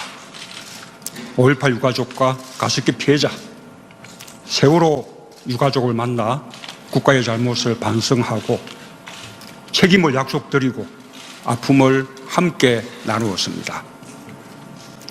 현충일 기념사를 통해 모든 분들의 희생과 헌신이 우리가 기려야 할 애국임을 확인하고 공감했습니다. 잘못된 것을 바로잡고 새 정부 5년의 국정운영 청사진을 마련하는 일도 차질 없이 준비해 왔습니다.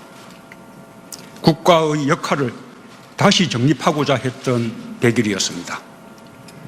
모든 특권과 반칙, 부정부패를 청산하고 공정하고 정의로운 대한민국으로 중단 없이 나아갈 것입니다. 국민을 감시하고 통제했던 권력기관들이 국민을 위한 조직으로 거듭나기 위해 노력하고 있습니다. 국정원이 스스로 개혁의 당근질을 하고 있고 경찰은 역사상 처음으로, 검찰은 역사상 처음으로 과거의 잘못을 반성하고 국민께 머리 숙였습니다. 그러나 이제 물길을 돌렸을 뿐입니다. 구체적인 성과를 만들기 위해서는 더 많은 시간이 필요하고 더 많은 과제와 어려움을 해결해 가야 합니다. 국민 여러분, 요즘 새 정부의 가치를 담은 새로운 정책을 말씀드리고 있어 매우 기쁩니다. 국민의 삶을 바꾸고 책임지는 정부로 거듭나고 있습니다. 보훈사업의 확대는 나라를 위해 희생하고 헌신하신 분들에 대한 국가의 책무입니다. 건강보험 보장성 강화와 치매국가 책임제, 어르신들 기초연금 인상, 아이들의 양육을 돕기 위한 아동수당 도입은 국민의 건강과 미래를 위한 국가의 의무입니다.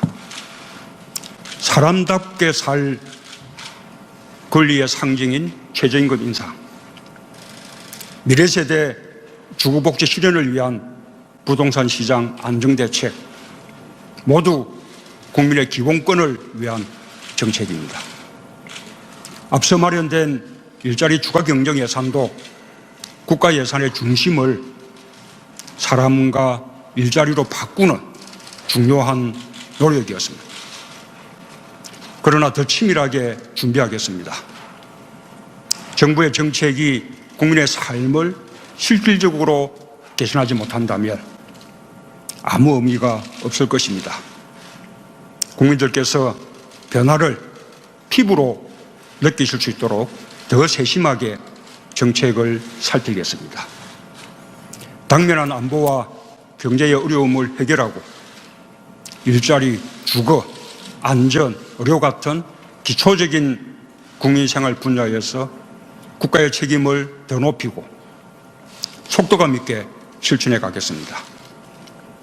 존경하는 국민 여러분, 기자 여러분, 지난 100일을 지나오면서 저는 진정한 국민 주권 시대가 시작되었다는 확신을 갖게 되었습니다.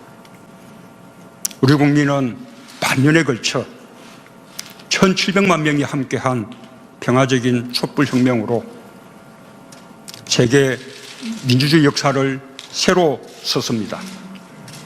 새 정부 국민정책 제안에도 80만 명 가까운 국민들이 함께 해주셨습니다.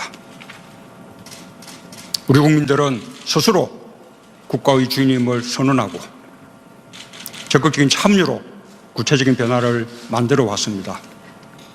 그래서 저는 오늘 우리에게 닥친 어려움과 위기도 잘 극복할 수 있다고 자신합니다. 국민 여러분이 국정 운영의 가장 큰 힘입니다. 국민과 함께 가겠습니다. 다시 한번 함께 해주신 국민 여러분께 감사드리며 국민의 마음을 끝까지 지켜가겠다는 다짐의 말씀을 드립니다. 감사합니다.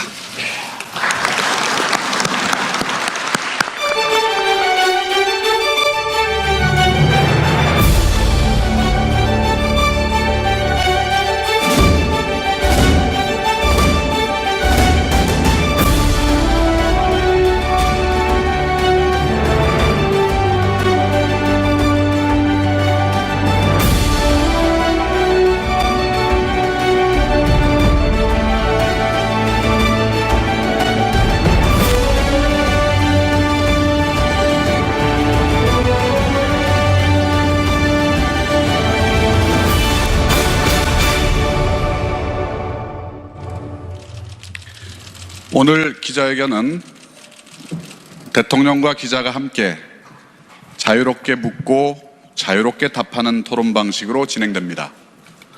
원활한 진행을 위해 청와대와 기자단 간에 질문 주제와 순서만 조율하고 질의 내용과 답변 방식은 사전에 정해진 약속이 없었음을 알려드립니다.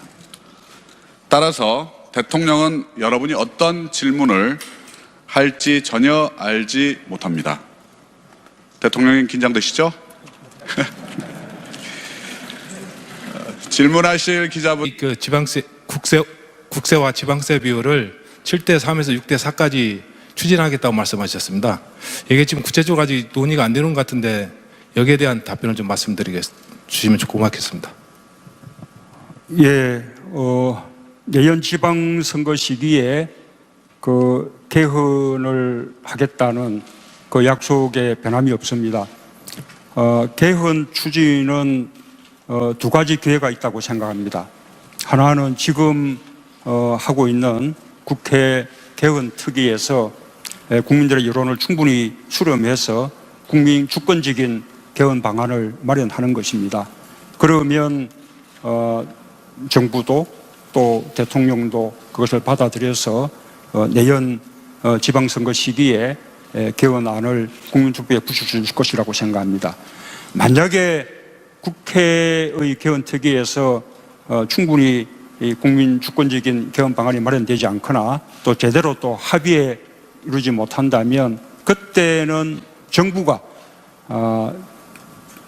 그때까지의 국회의 개헌특위의 그 논의사항들을 이어받아서 또 국회와 협의하면서 자체적으로 개헌 특위를 만들어서 개헌 방안을 마련할 수도 있다고 생각합니다. 그래서 국회의 개헌 특위를 통해서든 또 대통령이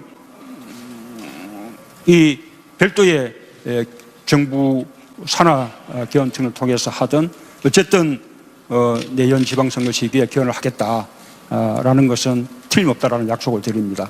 최소한도 지방분권을 위한 개헌 그리고 국민기본권 확대를 위한 개헌에는 우리가 합의하지 못할 아무런 이유가 없다고 생각합니다. 중앙권력 구조를 개편하기 위한 개헌에는 더 많은 논의가 필요할지 모르지만 적어도 말씀드린 지방분권 개헌 그다음에 국민기본권 강화를 위한 개헌 부분은 이미 충분한 공감대가 마련돼 있다고 생각합니다. 적어도 내년 지방선거 시기에 그때까지 합의되는 과제만큼은 반드시 개헌을 할 것입니다. 그리고 그 과제 속에서 아까 지방분권의 강화 또 그 속에서 가장 핵심이라고 할 수 있는 재정분권의 강화도 함께 이루어질 것이라고 생각하고, 정부는 그 지방분권 개헌이 이루어지기 전에도 현행법 체계 속에서 할 수 있는 지방자치분권의 강화 조치들은 또 정부 스스로 그렇게 노력을 해나가겠다는 말씀을 드립니다. 예, 질문을 세 번째 경제 분야로 한번 가보겠습니다. 경제 분야와 관련돼서 그 질문해 주실 분 손을 들어 주십시오. 예, 머니투데이 김성희 기자님.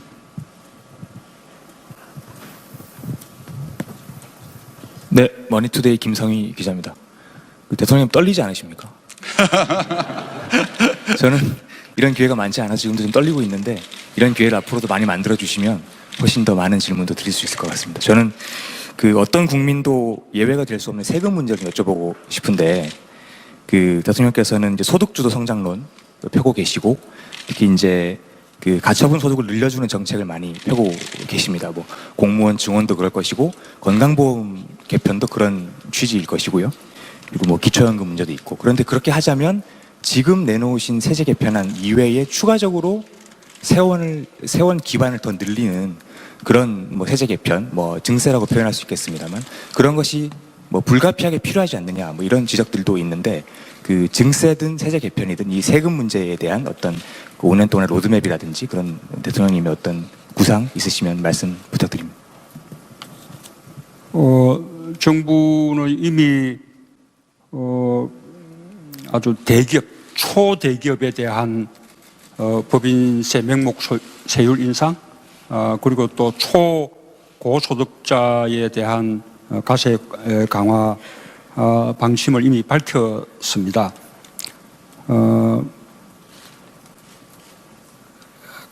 앞으로도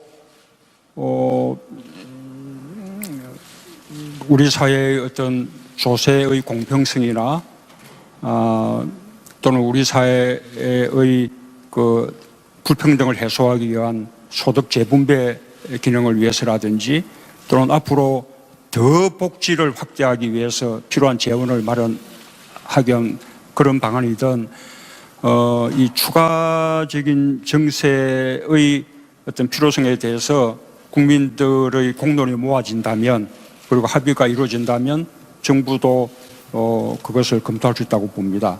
그러나 현재 지금 정부가 발표한 여러 가지 이 복지 정책들에 대해서는 지금까지 정부가 발표한 정세 방안만으로 충분히 재원 감당이 가능하다고 봅니다. 실제로 그 재원이 필요한 만큼 정부가 정세 방침을 밝힌 것입니다. 정세를 통한 세수 확대만이 유일한 재원 대책이 아닙니다. 오히려 더 중요한 것은 기존의 이 재정 지출에 대해서 대대적으로 구조 조정을 해서 세출을 절감하는 것이 또 못지않게 중요하고요. 또 정세를 통한 세수 확대뿐만 아니라 또 자연적인 세수 확대, 또 여러 가지 기존의 세법 하에서도 과세를 강화하는 방식으로 또 많은 또 세수 확대들이 있을 수 있기 때문에 지금 현재 정부가 밝히고 있는 이 정세 방안들은 그 정부에게 필요한 그 재원 조달에 딱 맞추어서 맞춤형으로 그렇게 결정된 것이다라는 말씀을 드리겠습니다. 그래서 정부의 여러 정책에 대해서 재원 대책 없이 계속해서 무슨 산타크로스 같은 정책만 내놓는 것이 아니냐, 이런 걱정들을 하는데, 하나하나 꼼꼼하게 재원 대책을 검토해서 가능한 범위 내에서 전부 설계된 것이다 라는 그 말씀을 드리고, 곧 내년도 예산안이 발표될 텐데 그 예산안을 보시면 얼마의 재정 지출이 늘어나고, 그 늘어나는 재정 지출에 대해서 어떻게 우리가 정부가 재원을 마련할 방침인지 하는 것을 전부 직접 이렇게 확인할 수 있을 것이라고 그렇게 생각합니다. 예, 대통령께서 산타크로스 정책 아니냐라고 이야기하신 건 오늘 아침에 모 일간지에 조간에 나온 제목을 보신 것 같은데요. 대통령께서 이렇게 아침마다 열심히 신문 또 방송 다 보시고 계시다는 거 확인하셨죠? 자, 그러면 다음 순서는 우리 경제 분야에서 한 번 더 질문을 받도록 하겠습니다. 예, 매경 강계만 반장.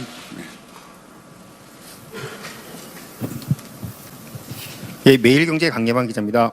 취임 100일 축하드립니다, 대통령. 아까 말씀하신 거에 같은 맥락에서 좀 더 여쭤보는데요. 기본적으로 퍼주기 복지가 아니냐는 얘기가 많습니다. 거기에 가장 큰 밑바탕에는 시장의 파이를 키우는 성장 전략이 없는 게 아닌가 그런 문제가 있고요. 이거는 아까 앞 질문에 좀 듣고 싶은 문제고요. 제가 드리고 싶은 질문은 결국 부동산입니다. 파리 부동산 대책을 통해서 투기 세력에 대한 경고 메시지 날렸지만 실질적으로 구매하고자 하는 우리 서민들, 국민들은 그림의 떡이 아닌가 생각을 하고 있습니다. 그래서 문재인 정부가 생각하는 부동산 정책 로드맵, 아울러 여기에 포함해서 보유세 인상까지도, 부동산 보유세 인상까지도 검토하시는지 한번 의견 부탁드리겠습니다. 감사합니다.